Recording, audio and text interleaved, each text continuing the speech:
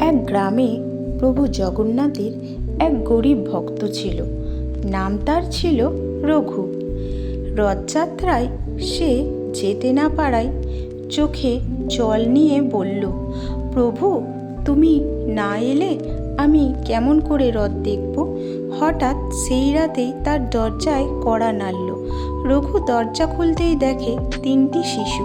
তাদের মধ্যে একজনের চোখে টানা কাজল, গায়ে হলুদ কাপড়। বলল, আমরা পথ হারিয়েছি, তোমার সাথে রথ দেখব। রঘু বুঝল এ তো স্বয়ং জগন্নাথ, বলভদ্র আর সুভদ্রা এসেছে। ভক্তের ডাকে স্বয়ং জগন্নাথ নেমে এসেছে। এরকম আরও নতুন নতুন গল্প যদি আপনারা পেতে চান তাহলে অবশ্যই চ্যানেলটিকে লাইক করুন এবং সাবস্ক্রাইব করুন আর কমেন্টে অবশ্যই লিখুন জয় জগন্নাথ।